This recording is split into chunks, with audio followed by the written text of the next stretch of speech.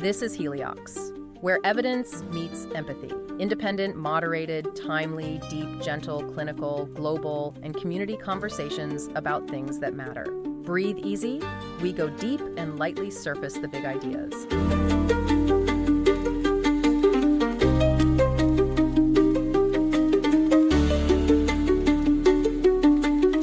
Since the early 1980s, public health data has presented us with, well, a glaring, terrifying paradox. It really is. It's been staring researchers in the face for decades. Right. I mean, we have decades of broad, sweeping surveys telling us that roughly 1 in 5 women experience some form of sexual aggression or forced sex. And that statistic is staggering, but it is remarkably consistent across different decades and, different demographics. Yeah, the victim numbers have always been there. Millions of victims. Exactly. Millions.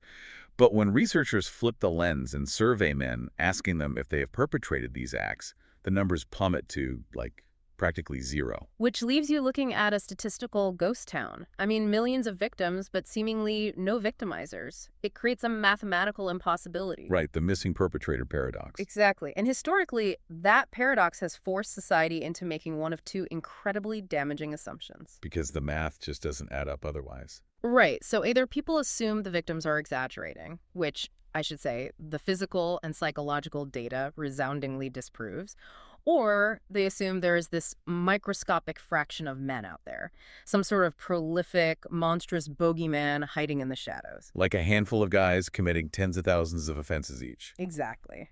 Which is also statistically impossible. Well, today for our deep dive, we are hunting down those statistical ghosts.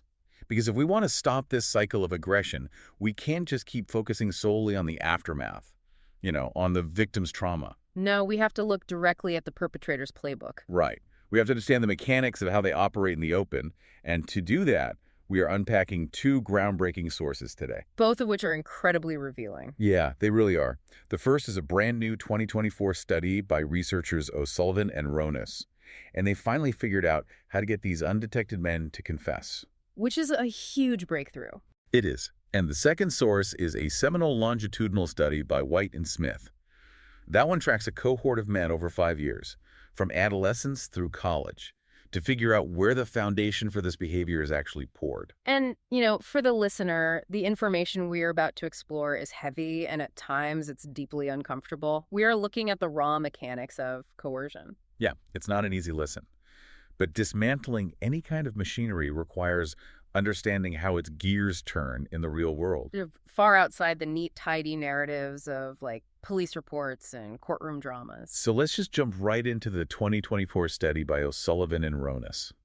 If researchers have been trying to survey men for 40 years and getting nowhere, what did these two do differently to suddenly crack the code? Well, basically, they removed the defensive armor that respondents naturally put on when someone asks them about their behavior. What do you mean by defensive armor? I mean, historically, if a survey asks, have you ever committed sexual assault?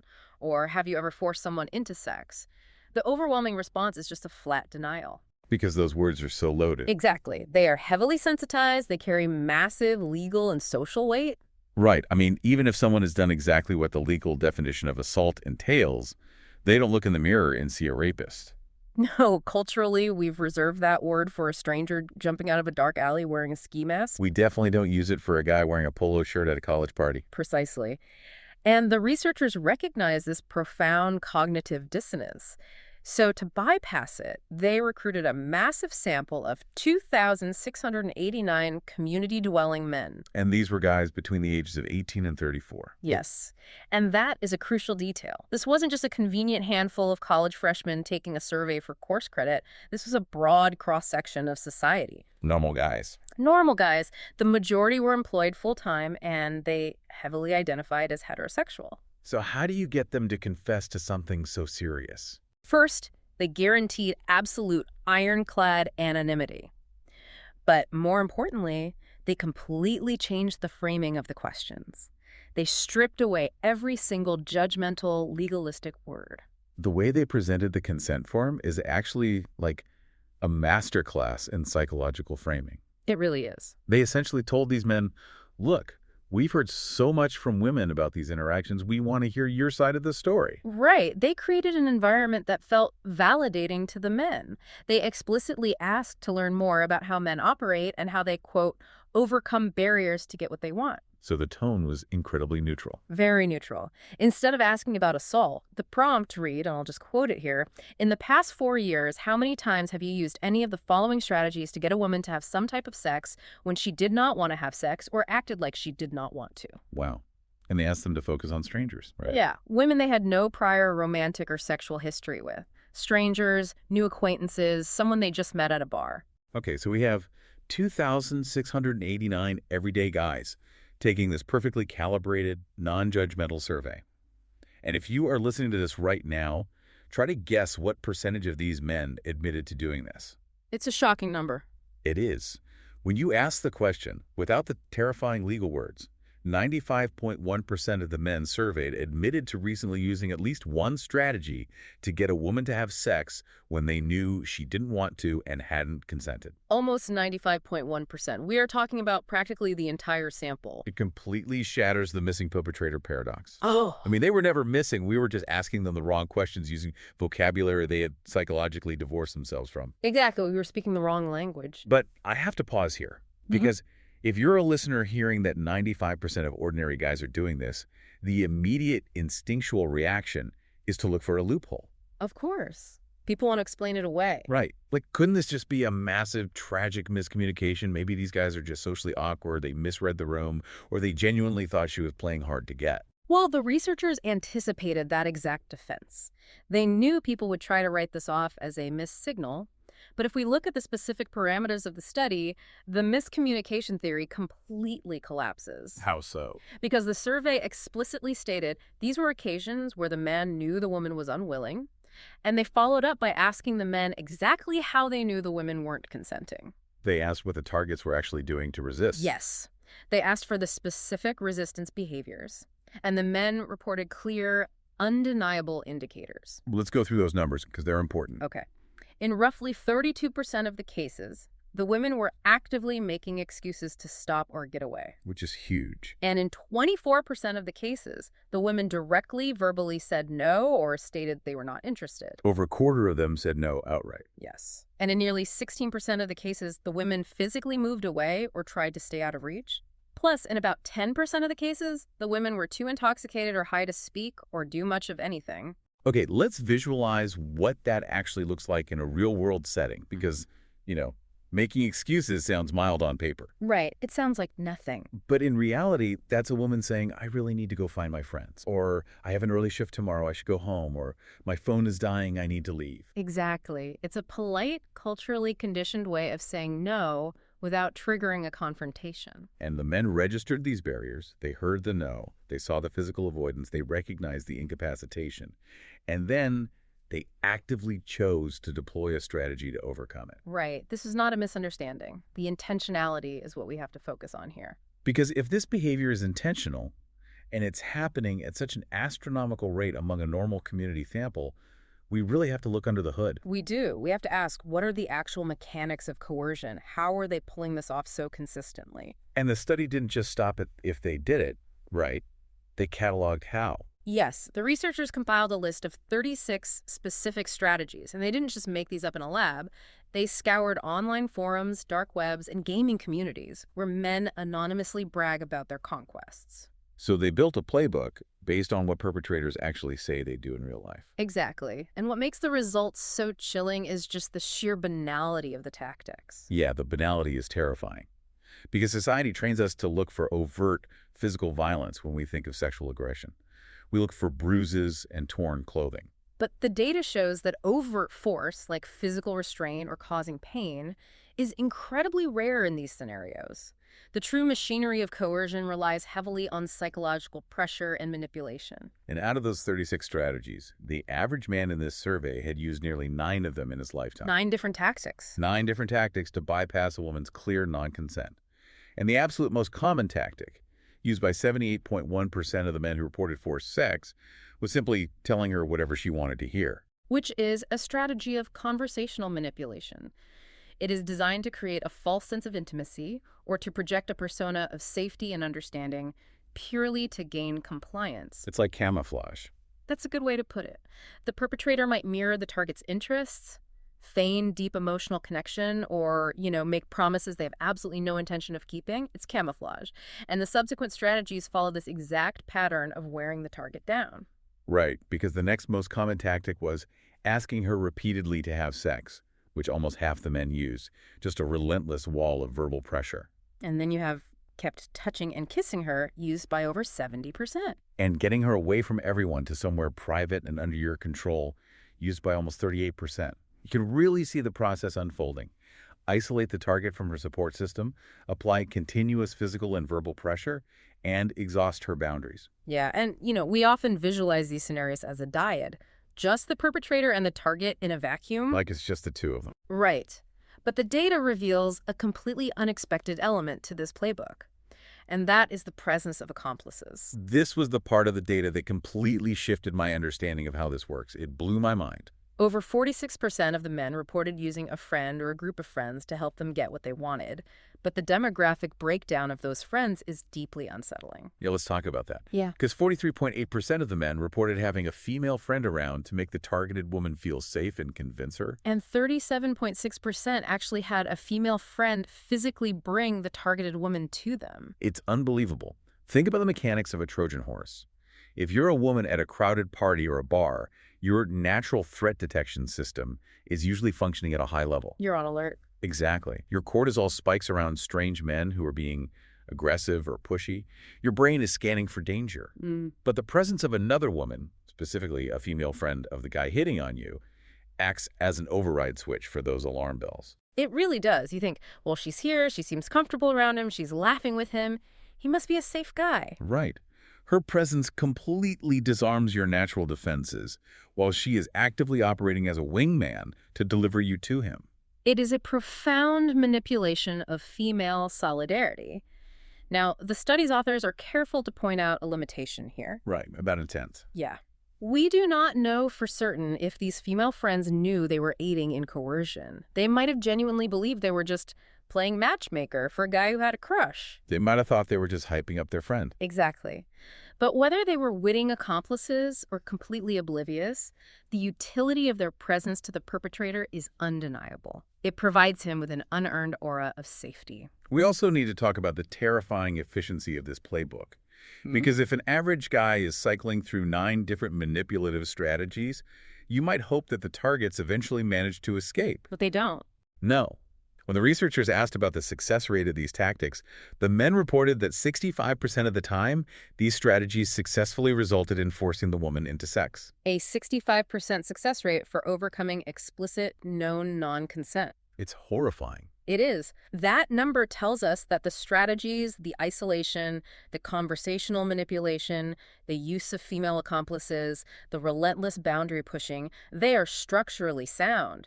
They exploit fundamental human psychology. They weaponize a person's desire to avoid conflict or, not make a scene. Furthermore, they trigger the physiological freeze response. When a person is cornered, isolated, and overwhelmed by persistent pressure, the nervous system often shuts down active resistance as a survival mechanism. And a perpetrator just reads that freeze as compliance. Exactly. So we have the what and the how. Yeah. We know the strategies and we know they work. But the piece that feels missing to me is the internal narrative. Like, how do these men sleep at night? That's the big question. If 95% of a normal community sample is doing this, they can't all be clinically diagnosed psychopaths. What is the story they are telling themselves in their heads to justify this behavior? To understand that, we have to look at their motivations and their perceived outcomes. The researchers asked them point blank why they targeted these specific women. Was it driven by some deep-seated simmering rage against women, like a conscious desire to dominate and inflict pain? The answers were actually disturbingly casual. Yeah, 78% said they targeted her simply because they found her hot, 38% said they did it because they were horny, and 28% said it was just because the opportunity arose. It wasn't some premeditated, calculated hunt. Only 15% said they actually planned the interaction out beforehand. It's opportunistic predation. They see a vulnerability, they see an opening, and they just take it. The most revealing insight into their mindset, however, comes from a cognitive distortion. because there is a common assumption that men who resort to coercion, isolation, and persistent pressure to get sex must feel fundamentally insecure. Right, the logic goes that if they were truly confident, they wouldn't need to force it. We love that narrative. We do. We love the idea that bullies are actually just insecure little boys acting out because they feel inadequate. But the data completely obliterates that narrative. The researchers asked the men to rate how good they were at, quote, getting what they want sexually from women compared to their peers. And what did they find? They found a direct, significant correlation. The men who used the most forceful and coercive strategies actually rated themselves as better than average. They suffer from what psychologists call a self-enhancing bias. Wait, let me make sure I'm wrapping my head around this. The more they ignore a woman's clear non-consent, the higher their own sexual self-esteem climbs. Yes, they do not view overcoming resistance as a moral failure. They view it as a metric of their own skill. But surely there is some remorse eventually. I mean, even if they feel great in the moment, the next morning when the alcohol wears off and the adrenaline drops, and they realize they pressured a woman into sex who literally tried to walk away from them. There has to be a hangover of conscience. We constantly project our own empathy onto them.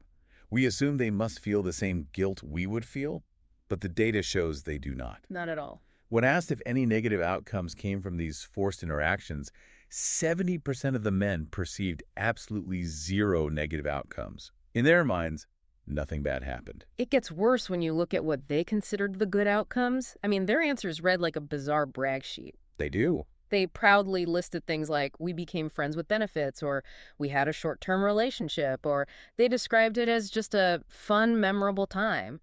They are completely reframing the coercion. They don't see it as an assault. They see it as a successful, hard-won seduction. And they are able to maintain this delusion because their environment provides absolutely no friction to correct them. None at all.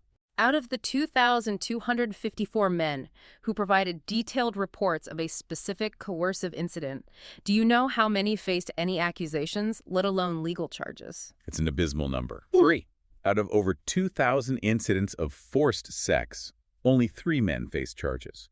That is a fraction of 1%. There are 0 consequences. When you combine a high success rate, 0 negative consequences, and a massive boost to their own ego, it becomes clear that this isn't just an individual psychological failing. It is a learned, socially reinforced script. Like a cultural playbook. Yes. The researchers refer to this as the traditional male script, or the underlying toxicity of bro culture. In this specific cultural environment, men are actively rewarded with social status by their peers for treating sex as a conquest. And the vocabulary of that culture entirely supports this.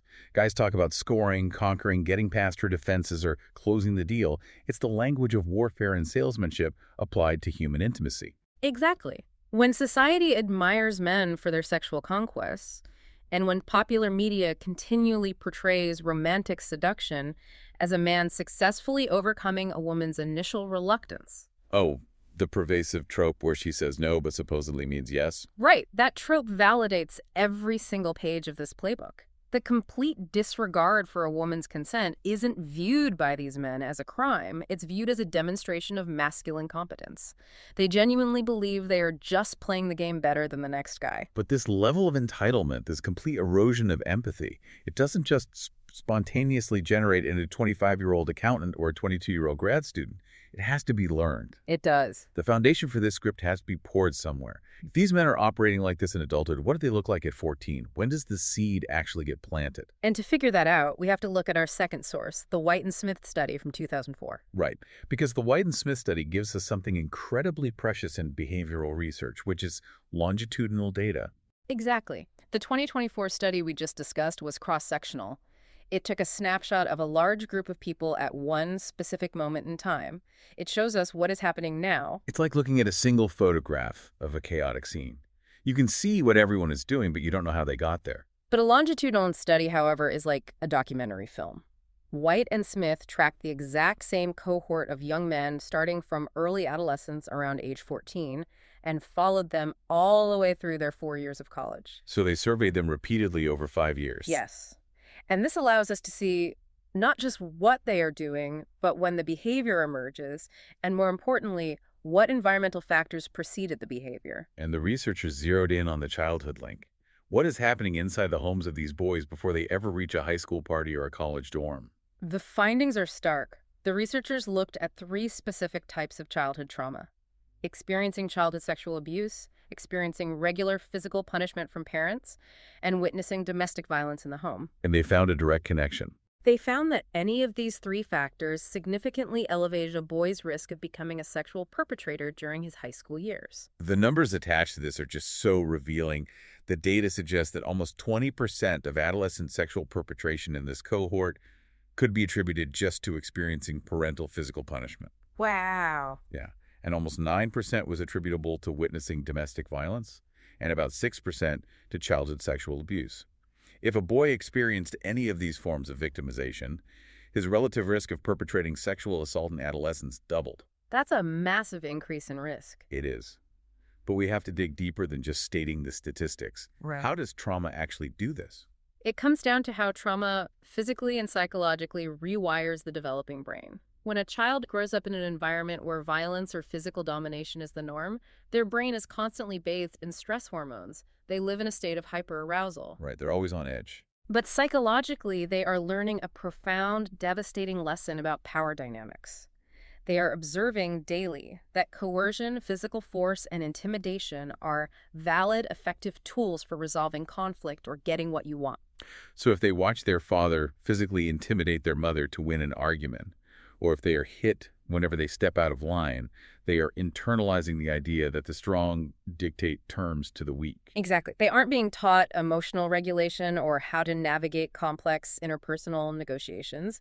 They're being taught that dominance wins. It is the intergenerational transmission of control. That's exactly what it is. So they reach adolescence, their hormones are surging, they are entering the dating pool for the first time, and they encounter sexual rejection or reluctance. It's just normal. Very normal. But because they lack a healthy framework for mutual consent, they apply the only conflict resolution playbook they know.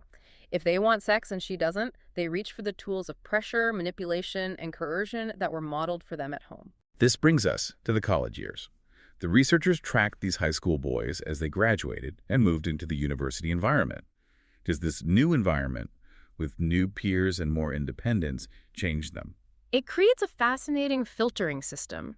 When you looked at the raw data of the cohort as they age through college, the overall percentage of men committing these acts actually drops slightly year by year. The researchers note that the hazard rate for first-time perpetration drops significantly after adolescence. Wait, let's break down hazard rate for the listener who isn't a statistician. What does that actually measure in this context? Sure. In survival analysis, a hazard rate measures the probability that an event will occur in a specific time period, given that it hasn't happened yet. In this context, it means if a young man makes it through high school without ever using coercive sexual strategies, the probability that he will suddenly start using them for the first time in college is very low. Oh, I see. Yeah, even if he had childhood trauma, if he didn't act on it in high school, the risk level's off. So the overall pool of offenders shrinks slightly. That sounds like a positive trend. What happens to the guys who don't filter out? What happens to the guys who keep doing it? This is where the data gets incredibly dark. For the guys who persist, the frequency of their attacks skyrockets. The researchers didn't just ask if they did it, they used a continuous measure to track the volume of offenses. Meaning they counted the actual number of times each guy committed an act rather than just putting them in a yes or no category? Yes. And for the men categorized in the most severe group, those committing attempted or completed rape, they went from averaging 4.9 coercive acts in high school to a terrifying 8.5 acts by their third year of college. That is horrifying. So the pool gets slightly smaller, but the individuals inside that pool become exponentially more dangerous. Why the massive escalation? What we are observing is the crystallization of the behavior. The men who drop off the radar might have tried a coercive strategy once in high school, faced intense social pushback, felt genuine guilt, or simply matured out of it as they developed better social skills. They learn from the friction. Right. But the men who persist, they're the ones who learn that the playbook works. They used the strategies, they isolated the targets, they applied the pressure, they got the sex, and they faced zero consequences. So the lack of friction reinforces the behavior until it becomes their default mode of operation. Exactly. Which leads to the ultimate statistical predictor identified by the White and Smith study. If a university administration wants to know which incoming college freshman is going to commit a sexual assault on campus, they don't look at his current demographic, his major, or even his childhood trauma anymore. They look at his past behavior. After controlling for all of those factors, the single biggest predictor of a man committing sexual assault in college is whether he already did it in high school. And the relative risk is staggering. Relative risk simply compares the probability of an event happening in one group versus another. If a young man perpetrated in adolescence, he is 4.1 times more likely to perpetrate in his first year of college compared to a peer who didn't. And if that adolescent act met the legal definition of rape or attempted rape, he is 11.2 times more likely to do it again in college. 11.2 times more likely. If we synthesize all of this for you listening, the picture that emerges completely destroys the myth of the college mistake. It absolutely does. We are not looking at a campus full of thousands of random guys who just get a little too drunk and misread a signal. We are looking at a small, highly active, specialized subset of men who are responsible for a massive, disproportionate amount of the damage. Right. And by the time they step foot on a college campus or enter the adult dating world, the behavior is deeply ingrained. They were recidivists hiding in plain sight. They aren't adjudicated criminals in the justice system. They are the guys at the party who have perfected the art of conversational manipulation and isolation. We can trace the entire pipeline now. Childhood trauma, the physical punishment, the domestic violence, plants the seed of coercion early in life. It teaches a boy that power equals compliance. And then they grow up. Yes. As he enters adolescence and college, the toxic elements of bro culture water that seed. It provides a social framework that tells him sexual conquest is the ultimate measure of his worth. And finally, the sheer mechanical effectiveness of the strategies themselves, the isolation, the relentless asking, the use of female accomplices, combined with an absolute lack of social or legal consequences, allows that behavior to bloom into a normalized, lifelong playbook. It is an incredibly heavy reality to process. But there is a reason we're spending this time digging into the machinery of it. You can't fight a phantom. No, you can't. For decades, the missing perpetrator paradox made it feel like we were fighting ghosts. But now you know exactly what the playbook looks like.